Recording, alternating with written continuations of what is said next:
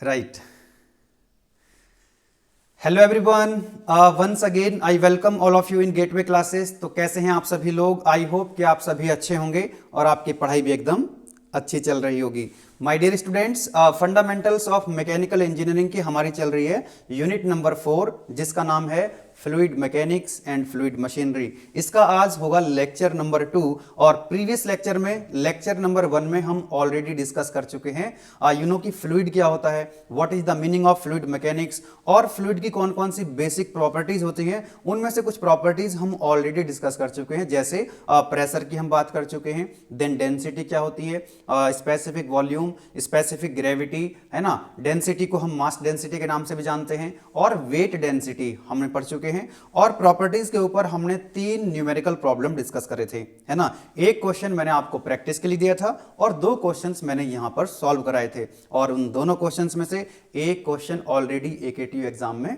आ चुका है। ठीक है, तो आज लेक्चर नंबर 2 में हम कुछ और बेसिक प्रॉपर्टीज हैं फ्लूइड की, वो पढ़ेंगे, जैसे dynamic viscosity, kinematic viscosity, Newton's law of viscosity की बात करेंगे, देन टाइप्स ऑफ फ्लूइड, है ना, Newtonian fluid, non Newtonian fluid, ideal fluid और रियल फ्लूइड, है ना। तो इंपॉर्टेंट लेक्चर है आज का, काफी इंपॉर्टेंट है क्योंकि यहां से ऑलरेडी एकेटीयू में कई क्वेश्चंस आ चुके हैं, तो उम्मीद है कि इस बार भी क्वेश्चंस आपको इस लेक्चर से मिलने वाले हैं। ठीक है, चलो स्टार्ट करें लेक्चर हमारा आज का।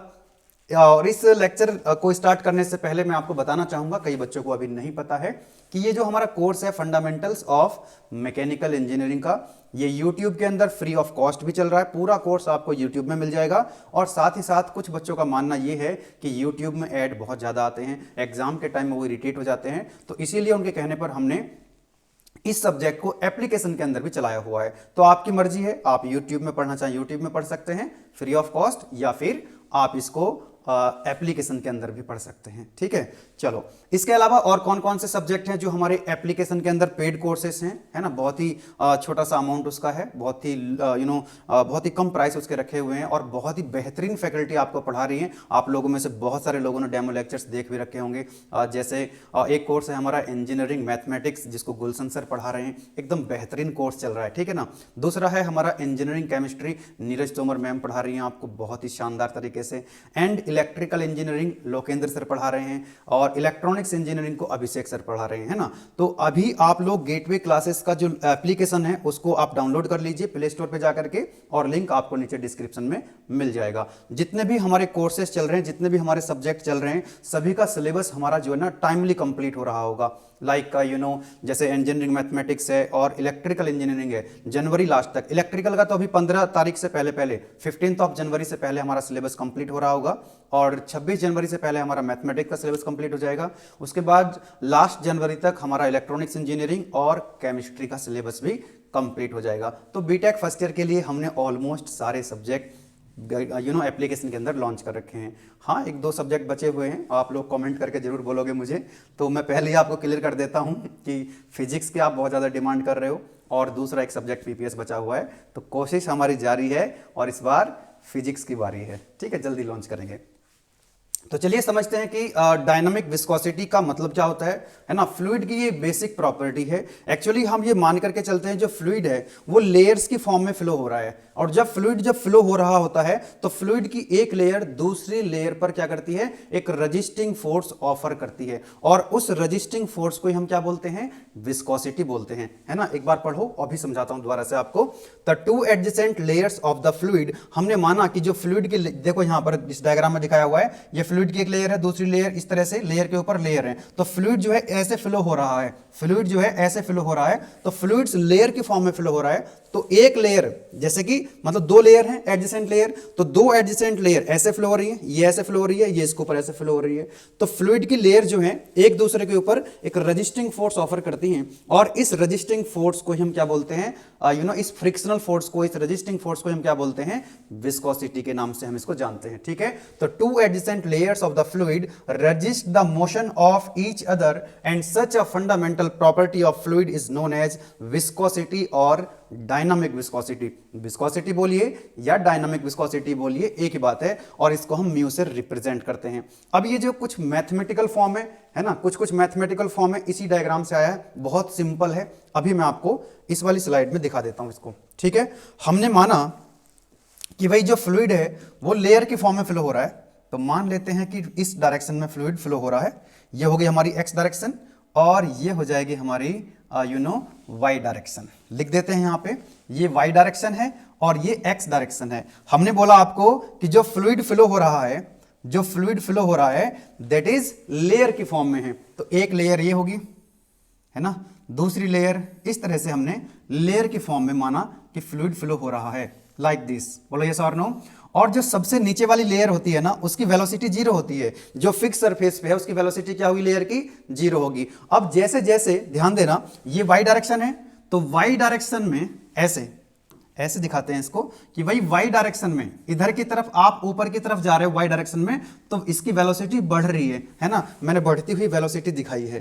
तो वाई डायरेक्शन में जाओगे ऊपर की तरफ, तो फ्लूइड की लेयर की जो वेलोसिटी है बढ़ती जा रही है। इसकी वेलोसिटी है कुछ, इसकी और ज्यादा वेलोसिटी, इसकी और ज्यादा वेलोसिटी, इस लेयर की वेलोसिटी और भी ज्यादा है। ये हमारी फ्लो की डायरेक्शन है, ये हमारी फ्लो की डायरेक्शन है कि फ्लूइड जो है वो इस डायरेक्शन में फ्लो हो रहा है। थोड़ा मैथमेटिकल देखते हैं इसका। हमने मान लिया कि वाई डिस्टेंस पे हमने दो लेयर, मैंने क्या बोला आपको कि भाई दो लेयर, एक लेयर मान लो यू वेलोसिटी से चल रही है और दूसरी layer u plus D you velocity से चल रही है। बोलो यस और नो, क्योंकि इसकी वेलोसिटी से ज्यादा है इसकी वेलोसिटी। बोलो यस और नो। तो हमने ये मान लिया कि भाई y डिस्टेंस पे, कितनी डिस्टेंस पे, y डिस्टेंस पे हमने एक लेयर कंसिडर करी जिसकी वेलोसिटी u है।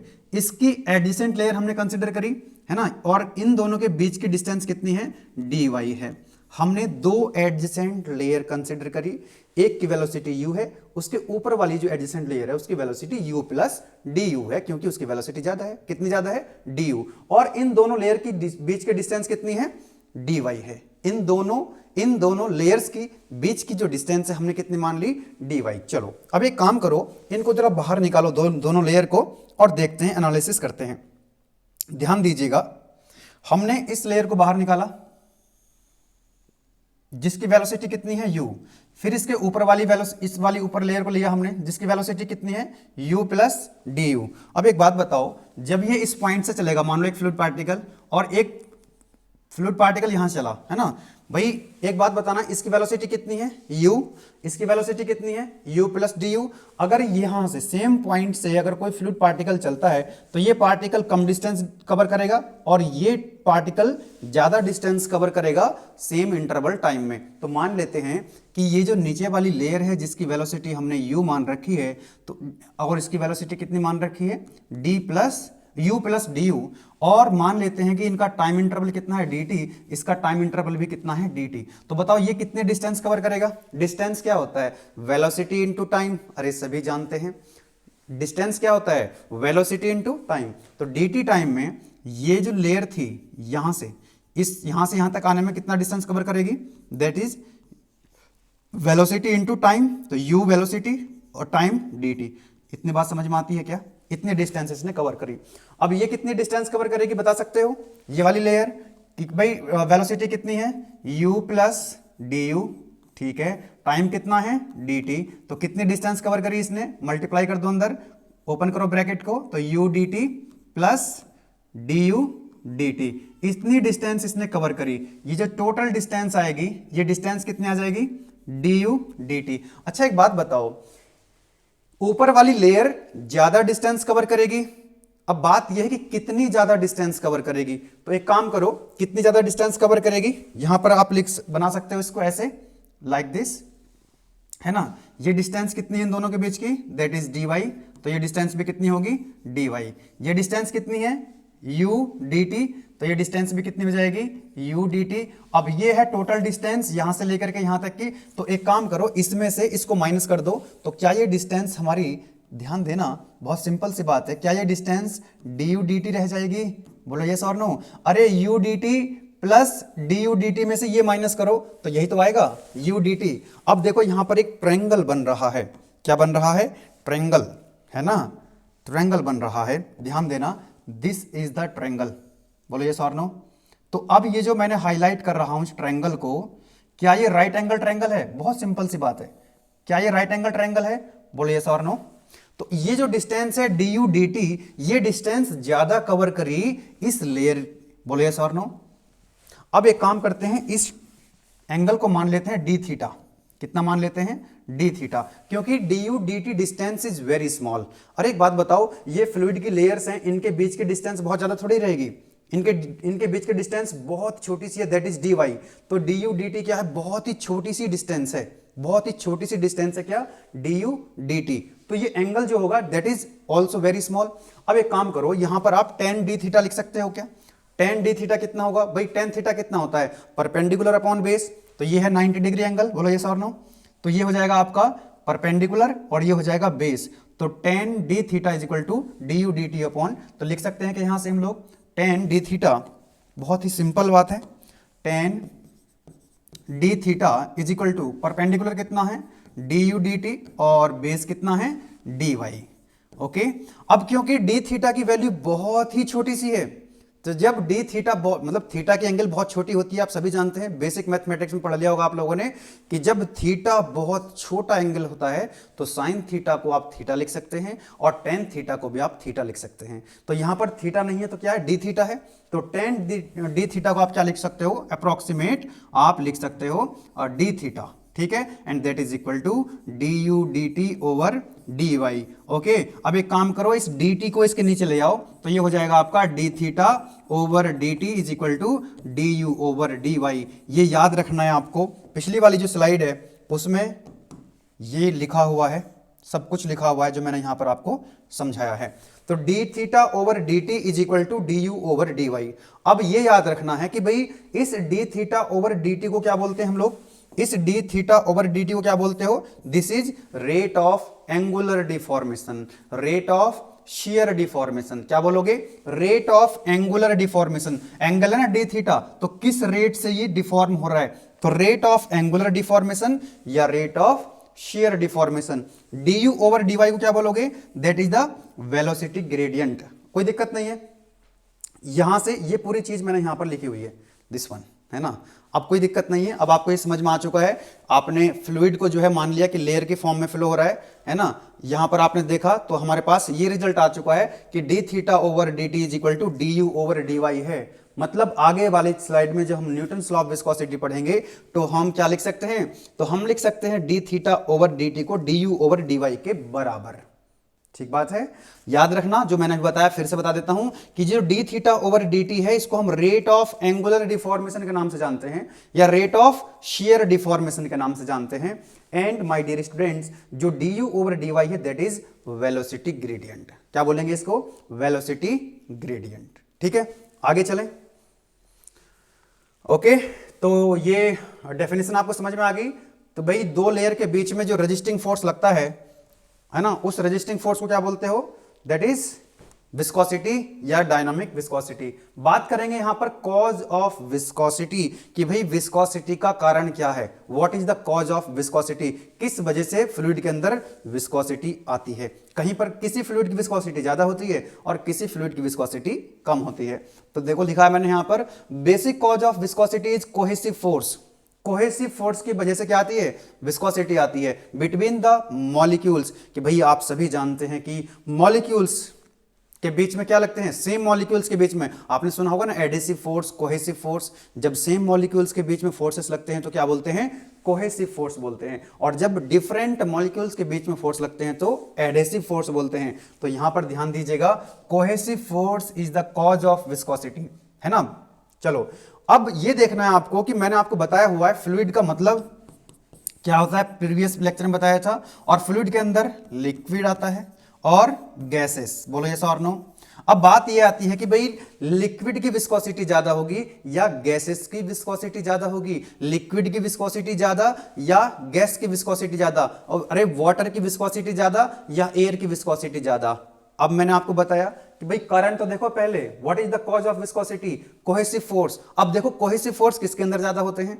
कोहेसिव फोर्स किसके ज्यादा होते हैं? लिक्विड के। बोलो यस और नो। लिक्विड के मॉलिक्यूल्स के बीच में कोहेसिव फोर्स ज्यादा होते हैं और गैसेस के मॉलिक्यूल्स के बीच में कोहेसिव फोर्स कम होते हैं। तो जिसके कोहेसिव फोर्स ज्यादा होंगे उसकी विस्कोसिटी ज्यादा होगी। तो वही लिखा हुआ है, because in case of liquid cohesive force is high and in case of gases cohesive force is very less. इसीलिए therefore viscosity of liquid is very high as compare to viscosity of gases. बात समझ में आ गई कि भाई viscosity का कारण है कोहेसिव फोर्स।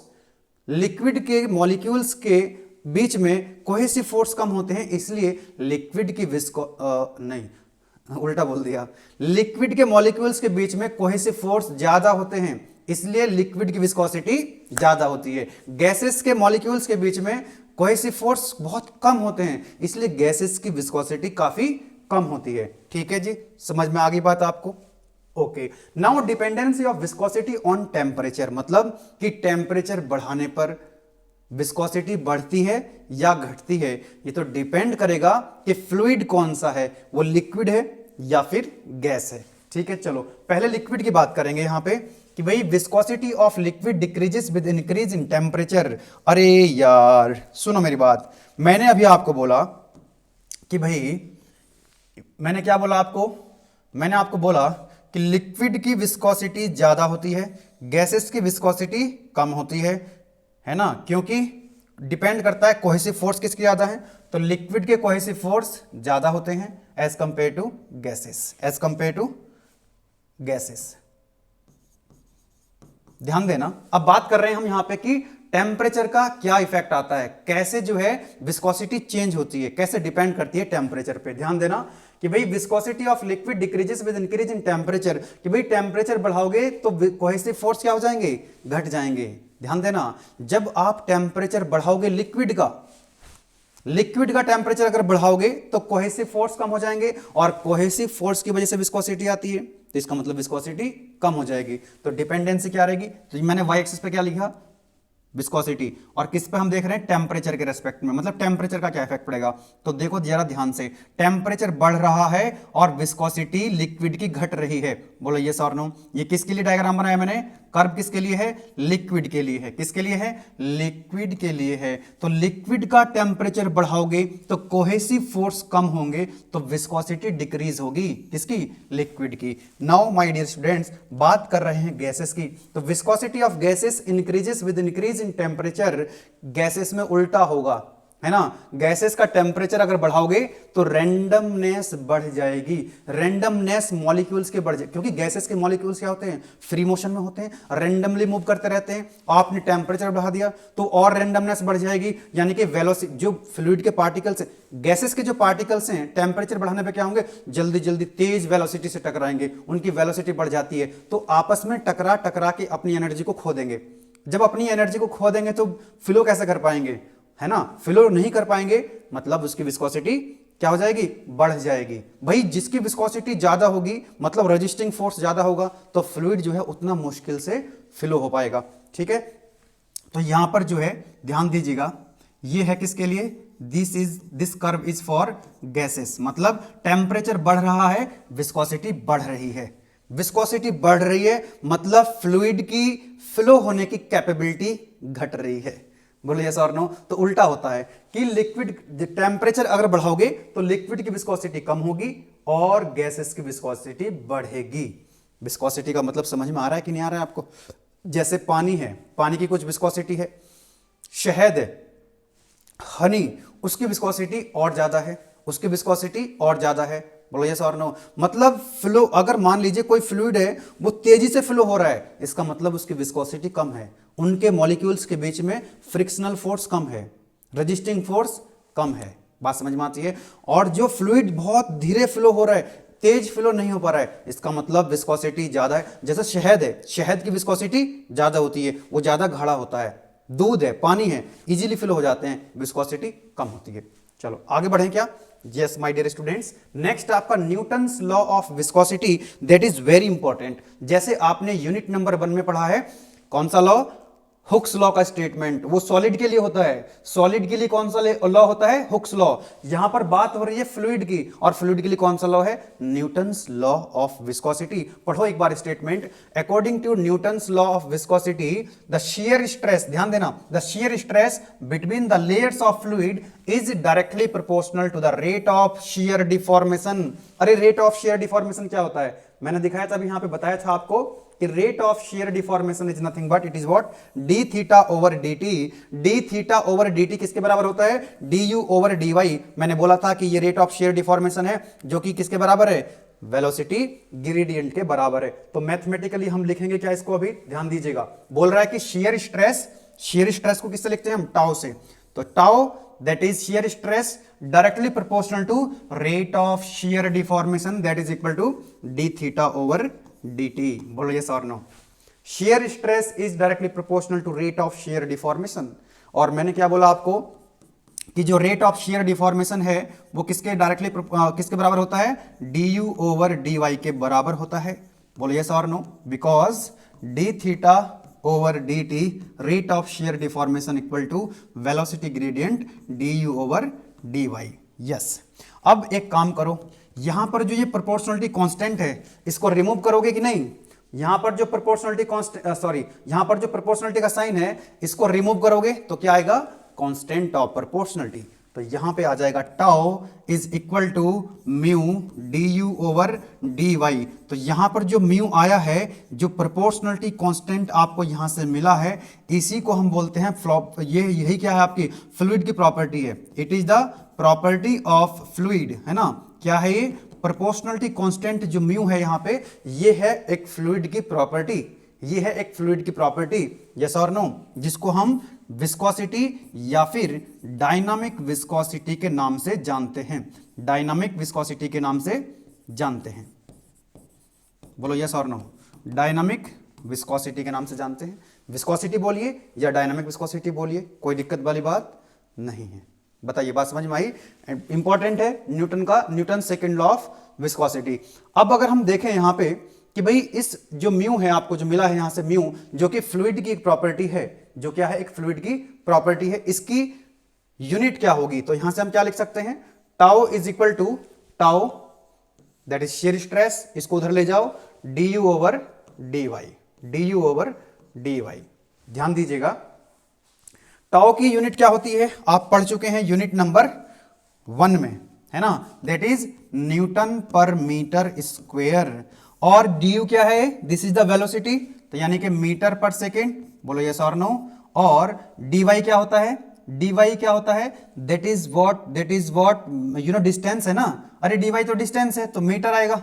बोलो यस और नो? तो ये आ जाएगा यहां पे मीटर। अब देखो यहां पे क्या कुछ कैंसिल आउट हो रहा है? मीटर से मीटर गया, बोलो यस और नो? सेकंड ऊपर चला जाएगा तो ये मिलेगा आपको Newton second per metre square. बोलो यस और no? Newton second per metre square. अच्छा यहां पे एक सेकंड, ये टाउ नहीं होगा ना? हम तो इसकी वेलोसिटी वो देख रहे हैं ना, यूनिट म्यू की। तो म्यू कितना हो जाएगा? Tau upon d over d y. तो म्यू की हम यहां पे देख रहे हैं यूनिट, विस्कोसिटी की यूनिट देख रहे थे ना, mu is equal to tau upon d u over d y. आपने टाउ की यूनिट क्या रखी? न्यूटन पर मीटर स्क्वायर। ये क्या है? वेलोसिटी मीटर पर सेकंड, ये होगी वेलोसिटी मीटर पर सेकंड, और ये डिस्टेंस है मीटर, मीटर से मीटर गया, ये सेकंड ऊपर आ जाएगा, तो Newton second per metre square किसकी यूनिट है? विस्कोसिटी की यूनिट है। चलो एक काम और करें, यहां पर आप मुझे बता सकते हो जो टाउ की यूनिट आई है that is Newton second per metre square. इसको एक काम करो, न्यूटन क्या होता है यहां पे? तो न्यूटन का मतलब है फोर्स, और एफ मतलब फोर्स, ये होता है एम ए के बराबर। तो न्यूटन क्या है? फोर्स है, जो कि एम ए के बराबर होता है। जरा इस न्यूटन को क्या लिख सकते हैं? एम का मतलब है केजी, ध्यान देना, एम का मतलब केजी, ए का मतलब है मीटर पर सेकंड स्क्वायर, और ऑलरेडी सेकंड भी है यहाँ पे। अभी तो ये एन की वैल्यू है ना न्यूटन की। ओके, सेकंड क्या होगा? सेकंड को सेकंड रहने दो, और ये नीचे क्या है? Metre square. जरा देखो कुछ कैंसिल आउट हो रहा है क्या? एक और यूनिट आएगी इसकी, ध्यान दीजिएगा। देखो जरा, एक सेकंड से एक सेकंड चला जाएगा, और एक मीटर से एक मीटर चला जाएगा, ये मीटर ऊपर आ जाएगा, सेकंड नीचे चला जाएगा, तो ये हो जाएगा आपका केजी मीटर पर सेकंड। एक और यूनिट आ गई भाई इसकी, है ना? किसकी? यू नो म्यू की। मैं बार बार इसको टाउ लिख देता हूं, म्यू को, है ना?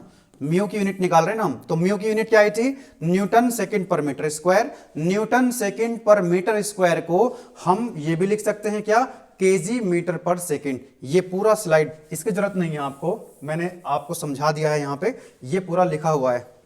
कहां गया, हाँ जी, ये देखिए पूरा लिखा हुआ है, कोई दिक्कत वाली बात नहीं है।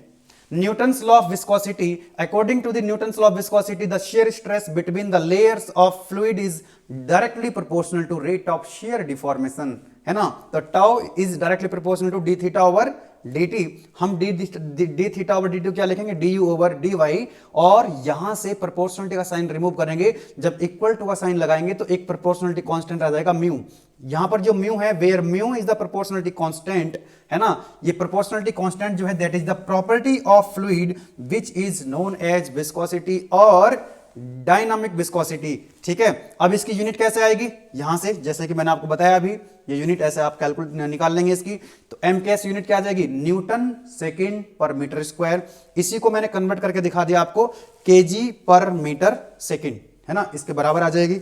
चलो, या फिर आप एक काम कर सकते हैं, इस किलोग्राम को ग्राम में लिख सकते हैं, मीटर को सेंटीमीटर में लिख सकते हैं, और सेकंड को सेकंड रहने देते हैं। यहां पे कन्वर्ट कर लीजिए इसमें, तो ये आ जाएगा किसके बराबर, this is equal to 0.1 newton second per metre square. तो 0.1 newton second per metre square को हम पॉइज के नाम से भी जानते हैं। ध्यान देना, एक और इसकी यूनिट होती है दैट इज पॉइज। पॉइज किसकी यूनिट है, डायनामिक विस्कोसिटी की, है ना। वो किसके बराबर होता है, 1 0.1 newton second per metre square. कोई दिक्कत नहीं है, तो एकदम फ्रेश नोट्स आपको ये मिलेंगे। ये तो मैंने पूरा लिखा हुआ है, एकदम टाइप करवाया हुआ है, नो प्रॉब्लम। ठीक है, बाकी मैं इसको रफ कर दूंगा, इसको हटा देंगे, क्योंकि ये चीज आपको अगली स्लाइड में पूरी मिल जाएगी। ये तो जस्ट मैंने आपको समझा दिया है, नो प्रॉब्लम एट ऑल। और ये नोट्स आपको मिल जाएंगे गेटवे क्लासेस एप्लीकेशन के अंदर। जैसे कि मैंने आपको बताया कि फंडामेंटल्स ऑफ मैकेनिकल इंजीनियरिंग, क्योंकि हमने इसको यूट्यूब में एकदम फ्री ऑफ कॉस्ट किया हुआ है, तो एप्लीकेशन के अंदर भी आपको ये नोट्स, क्योंकि नोट्स की बड़ी दिक्कत रहती है, तो आप एप्लीकेशन के अंदर जाएंगे बिना सब्सक्रिप्शन लिए, है ना। वीडियो लेक्चर के लिए सब्सक्रिप्शन लेना पड़ेगा एप्लीकेशन के अंदर, लेकिन आपको नोट्स मिल जाएंगे ये, है ना। ये नोट्स मैंने ओपन किए हुए हैं, हर कोई व्यक्ति बिना सब्सक्रिप्शन के एप्लीकेशन के अंदर इन नोट्स को पढ़ सकता है, कोई दिक्कत वाली बात नहीं है। चलो, तो हमने बात कर ली यहां पर विस्कोसिटी की, डायनामिक विस्कोसिटी की, and Newton's law of viscosity की हम बात कर चुके हैं। Now what about the kinematic viscosity, important है।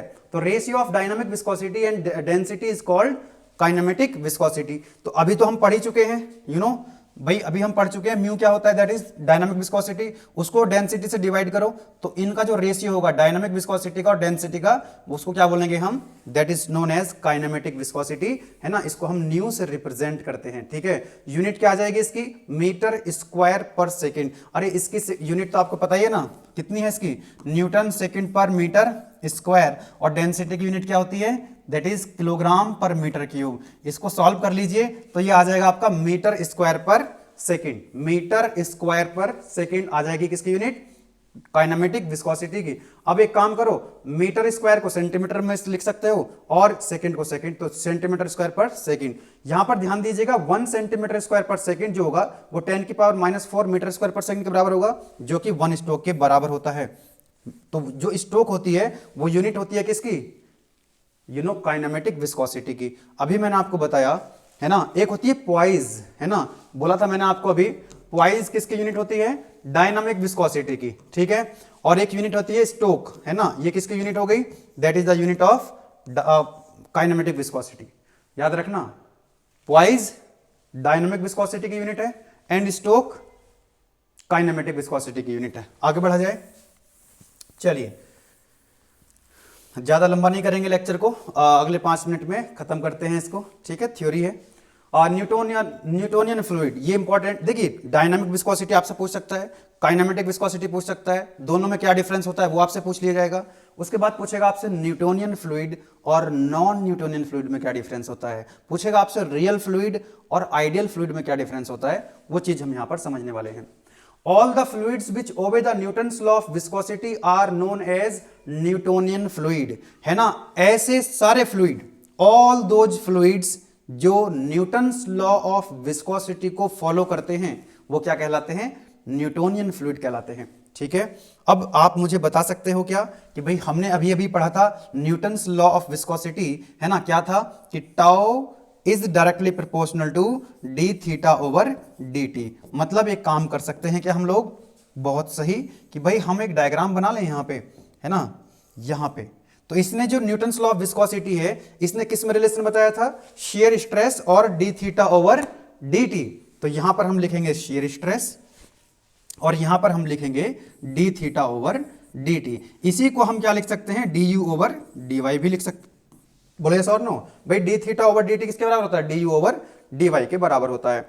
अब मुझे एक बात बताओ जरा, अगर ये वाई एक्स वाई डायग्राम होता, ये क्या होता, कौन सा डायग्राम होता है आपका, यहां अलग से बना दूं क्या, ये x है और ये y है। अगर मैं आपको बोलता कि y directly proportional to x है तो लाइन ऐसी ही आती, स्ट्रेट लाइन आती। बोलो यस और नो, ठीक है। तो यहां पर कुछ नहीं है, y की जगह क्या है आपका, टाउ है, और x की D theta over d t है। तो लाइन कैसी आएगी, लाइन कैसी आएगी माय डियर स्टूडेंट्स, तो ये भी तो स्ट्रेट लाइन आएगी। ये बोलो यस और नो, एक सेकेंड, यस, ये लाइन कैसे आ जाएगी, स्ट्रेट लाइन। तो ये जो आपके लिए मैंने डायग्राम बनाया है ना, this is for Newtonian fluid, this is for Newtonian fluid, क्योंकि ऐसे फ्लूइड जो न्यूटन्स लॉ ऑफ विस्कोसिटी को फॉलो करते हैं, ओबे करते हैं, है ना, इस लॉ को जो फॉलो करेंगे वो क्या कहलाएंगे, आपके न्यूटोनियन फ्लूइड कहलाएंगे। तो ये आपका कौन सा फ्लूइड है, ये आपका न्यूटोनियन फ्लूइड है। अगर मान लीजिए ऐसे फ्लूइड, अच्छा न्यूटोनियन फ्लूइड के एग्जांपल यहां पर आप देख सकते हैं, एयर, वाटर, केरोसिन, है ना, petrol, these are the examples of Newtonian fluid. और यहां पर मैंने बोला आपको कि there is a linear relation between the magnitude of tau shear stress और d theta over d t, है ना। अरे लीनियर रिलेशन है तभी तो स्ट्रेट लाइन आई है, बोलो यस और नो। ये कौन सा रिलेशन है, ये लीनियर रिलेशन है तभी तो स्ट्रेट लाइन आ रही है दोस्त, बोलो यस और नो। तो ये न्यूटोनियन फ्लूइड है। अगर हम बोले नॉन न्यूटोनियन फ्लूइड क्या होंगे, non Newtonian fluid. Non Newtonian fluid का मतलब है जो न्यूटन्स लॉ ऑफ विस्कोसिटी को फॉलो नहीं करेंगे, मतलब उसमें स्ट्रेट लाइन नहीं आएगी, मतलब उसमें लीनियर रिलेशन नहीं होगा, नॉन लीनियर रिलेशन होगा। किसमें, non linear relation between tau and d theta over d T. तो एक स्ट्रेट लाइन नहीं आएगी, कुछ कर्व ऐसा करके बनेगा लाइक दिस, है ना। तो ये हो जाएगा आपका नॉन न्यूटोनियन फ्लूइड, बोलो यस और नो। समझ में आ गई न्यूटोनियन एंड नॉन न्यूटोनियन की कहानी, है ना। आगे सब कुछ लिखा हुआ है पूरा, ये तो मैं समझा रहा हूं, वो ये वाली स्लाइड में डिलीट मारूंगा, आपको तो एकदम फ्रेश नोट्स मिलेंगे एप्लीकेशन के अंदर, ठीक है। ये देखिए न्यूटोनियन फ्लूइड क्या है, all the fluids which obey the Newton's law of viscosity are known as Newtonian fluid. देखो यहां पर tau versus d theta over d t एकदम स्ट्रेट लाइन है, मतलब यहां पर जो देखो ये है आपका टाउ, यहां पर ये म्यू है, तो हॉरिजॉन्टल लाइन आ जाएगी, मतलब विस्कोसिटी कांस्टेंट, विस्कोसिटी क्या रहेगी, कांस्टेंट रहेगी। ठीक बात है, ये मैंने बताई दिया आपको, there is a linear relation between magnitude of tau and d theta over d t. Example मैंने आपको बता दिए हैं। चलो आगे बढ़ा जाए। नेक्स्ट नॉन न्यूटोनियन फ्लूइड मैंने आपको बता दिया कि देखो ये जो स्ट्रेट लाइन है न्यूटोनियन, बस ये डायग्राम याद रखना, एक डायग्राम याद कर लो, इसी डायग्राम में मैंने सारे फ्लूइड्स बताए हुए हैं, बस ये डायग्राम है। देखो ये है आपका न्यूटोनियन फ्लूइड, ये कौन सा फ्लूइड है, न्यूटोनियन फ्लूइड, क्योंकि ये स्ट्रेट लाइन है। ये है आपका नॉन न्यूटोनियन फ्लूइड, एक कर्व बना हुआ है तो लिख दिया उसके ऊपर नॉन न्यूटोनियन फ्लूइड, कोई दिक्कत नहीं है, लिख दिया। यहां पे नॉन न्यूटोनियन फ्लूइड क्या होता है, the fluids which do not follow the Newton's law of viscosity are known as non Newtonian fluid, कोई दिक्कत नहीं है, बहुत सिंपल लैंग्वेज में लिखा हुआ है, वेरी सिंपल लैंग्वेज। ऐसी लैंग्वेज अगर आपको मिले तो बताना, है ना, ये कॉपी पेस्ट वाला कंटेंट नहीं है, है ना। गेटवे क्लासेस की जो टीम है मेहनत करती है ना, तभी तो आपके सीनियर्स आपको ये वीडियो रिकमेंड करते हैं ना। बहुत सारे आप में से ऐसे होंगे जो आपके जो सीनियर्स हैं सेकेंड ईयर और थर्ड ईयर, उन्होंने गेटवे क्लासेस के बारे में आपको बताया होगा, और जब आप सीनियर बन जाओगे ना अगले साल, तो आप अपने जूनियर को बताओगे, है ना, क्योंकि कंटेंट में बहुत काम का कंटेंट है, बहुत सिंपल लैंग्वेज में, सब्जेक्ट को बहुत आसान बनाने का प्रयास किया गया है। चलो, तो मैंने बोला आपको जो टाउ और d theta over d t है, नॉन न्यूटोनियन फ्लूइड के केस में क्या नहीं होगा, एक यहां पे लीनियर रिलेशन नहीं होगा, इसीलिए यहां पर आप देख सकते हैं एक स्ट्रेट लाइन नहीं आएगी। आगे बढ़े, ideal fluid and real fluid. Ideal नाम की कोई चीज नहीं होती है ना, ना हम आइडियल हैं ना आप आइडियल हो, इस दुनिया में कुछ भी चीज आइडियल नहीं है। ठीक है, तो देखो पहली बात तो याद रखना कि जो आइडियल फ्लूइड होते हैं ये इनकंप्रेसिबल होते हैं। कैसे होते हैं? इनकंप्रेसिबल। इनकंप्रेसिबल का मतलब मैं आपको ऑलरेडी पहले बता चुका हूं प्रीवियस लेक्चर में। इनकंप्रेसिबल का मतलब होता है जिनका वॉल्यूम चेंज नहीं हो सकता, जिनकी डेंसिटी कांस्टेंट रहती है, जिनकी डेंसिटी कांस्टेंट रहती है, और जितने भी लिक्विड होते हैं वो इनकंप्रेसिबल होते हैं। तो बात कर रहे हैं यहां पर आइडियल फ्लूइड की, तो ये इनकंप्रेसिबल होते हैं। दूसरी बात, हैविंग जीरो विस्कोसिटी, जिनकी विस्कोसिटी क्या होती है? जीरो। और आपने क्या पढ़ा? Tau is equal to mu d theta over d t. अरे आप ये कह रहे हो कि आइडियल फ्लूइड वो फ्लूइड है जिनकी विस्कोसिटी कितनी है? जीरो। जब ये जीरो हो जाएगा तो टाउ भी तो जीरो हो जाएगा, टाउ जी भी तो जीरो हो जाएंगे। बोलो यस और नो? जब विस्कोसिटी जीरो कह रहा है भाई, जीरो विस्कोसिटी मतलब म्यू की वैल्यू जीरो, तो जब ये जीरो होगा तो ये भी जीरो होगा, तो लिख दिया मैंने यहां पर टाउ भी क्या हो जाएगा? जीरो। तो भाई आइडियल फ्लूइड वो फ्लूइड होते हैं जो इनकंप्रेसिबल होते हैं और जिनकी विस्कोसिटी जीरो होती है, नॉन विस्कस होते हैं, जीरो विस्कोसिटी, और जिनकी शेयर स्ट्रेस भी क्या होती है? जीरो होती है। मतलब विस्कोसिटी जीरो कर रहे हो ना, विस्कोसिटी जीरो करने का मतलब समझ पा रहे हो? मतलब मॉलिक्यूल्स के बीच में कोहेसिव फोर्स ही नहीं है। कोहेसिव फोर्स के बीच तो विस्कोसिटी बताया था मैंने। आप कह रहे हो विस्कोसिटी नहीं है मतलब कोहेसिव फोर्स नहीं है, मतलब कोई फ्रिक्शन नहीं है। मतलब ऐसा हो सकता है कि मॉलिक्यूल्स के बीच में फ्रिक्शन ना हो। अरे ये तो हो सकता है कि फ्रिक्शन कम है, फ्रिक्शन ज्यादा है, कम है, बहुत कम है, लेकिन फ्रिक्शन जीरो नहीं हो सकता। देयर इज नो, ऐसा कोई फ्लूइड हो ही नहीं सकता। ठीक है जी, चलो। तो हम ये कह सकते हैं कि भाई आइडियल फ्लूइड जो है वो मतलब नेचर में एग्जिस्ट ही नहीं करते। अच्छा, इसको दिखाओगे कहां पे डायग्राम में? ये मैंने क्या बोला? D theta over d T. ये क्या है? टाउ है। ओके, एक बात बताओ, ये एक्स होता है और ये क्या होता है? वाई होता है। तो वाई कहां पे जीरो होता है? एक्स एक्सिस पे, हॉरिजॉन्टल एक्सिस पे। बोलो यस और नो? एक बात बताओ, वाई की जगह यहां क्या होता है? टाउ। ये tau is equal to mu d theta over d t. अरे यार, d theta over d t, यहां पर एक्स की जगह तो d theta over d t है, और वाई की जगह क्या है यहां पे? That is tau. तो वाई बताओ आइडियल फ्लूइड में क्या हो रहा है? टाउ जीरो है, टाउ जीरो है। बोलो यस और नो? यानी कि टाउ जहां जीरो कहां पे होगा? अरे वाई जीरो कहां पे होता है? एक्स एक्सिस पे। तो यहां पे देखो, ये दिखा दिया आपको यहां पे कि भाई ये जो एक्सिस है आपकी, ये वाली एक्सिस, ये आइडियल फ्लूइड को रिप्रेजेंट करेगी। आइडियल फ्लूइड कहां पर रिप्रेजेंट? यहां पे। और इस शेयर स्ट्रेस जीरो कहां पे होगी? यहां पे ना, हॉरिजॉन्टल एक्सिस पे, इस जगह। ठीक है, चलो बात समझ में आ गई होगी आपको। ओके, आगे बढ़ा जाए। यस, आगे बढ़ते हैं, है ना। बात बताई मैंने आपको आइडियल फ्लूइड की, अब बात करेंगे रियल फ्लूइड की। तो fluid that have viscosity greater than zero, मतलब ऐसा फ्लूइड जिसकी कुछ ना कुछ विस्कोसिटी होगी, चाहे थोड़ी विस्कोसिटी हो, बहुत कम विस्कोसिटी हो, लेकिन जीरो नहीं होगी, तो उसको क्या बोलेंगे हम? रियल फ्लूइड बोलेंगे, right. Okay, and all the fluids in actual are real fluid. Actual में जो फ्लूइड्स एग्जिस्ट करते हैं वो रियल फ्लूइड होते हैं। आइडियल फ्लूइड नाम की चीज नहीं होती है। आइडियल फ्लूइड रियल में एग्जिस्ट ही नहीं करते, नेचर में एग्जिस्ट ही नहीं करते, है ना। तो ये हो गया न्यूटोनियन फ्लूइड, ये हो गया नॉन न्यूटोनियन फ्लूइड, और ये हो गया आइडियल फ्लूइड। आगे बढ़े, आगे क्या बढ़े, बस आज के लेक्चर में इतना ही था। नेक्स्ट वीडियो लेक्चर में हम कुछ न्यूमेरिकल प्रॉब्लम सॉल्व करेंगे, और पास्कल लॉ इंपॉर्टेंट है इस बार, पास्कल लॉ का डेरिवेशन डिराइव करेंगे। ठीक है, तो एक बार मैं फिर से यही कहना चाहूंगा कि इस लेक्चर के नोट्स और पूरा फंडामेंटल्स ऑफ मैकेनिकल इंजीनियरिंग और जितने भी इसके अलावा और सब्जेक्ट हमारे चल रहे हैं, engineering mathematics, engineering chemistry, electrical engineering, electronics engineering, और एक दो सब्जेक्ट बच गए हैं, वो भी आने वाले हैं, है ना। बहुत बच्चों की डिमांड आ रही है एप्लीकेशन के अंदर। जो स्टूडेंट्स हमसे already electrical engineering, electronics, chemistry और मैथ्स पढ़ रहे हैं, उनकी लगातार यही डिमांड है कि फिजिक्स को लेकर के आओ, पीपीएस को लेकर के आओ। तो हमारी कोशिश भी जारी है, इस बार फिजिक्स की बारी है।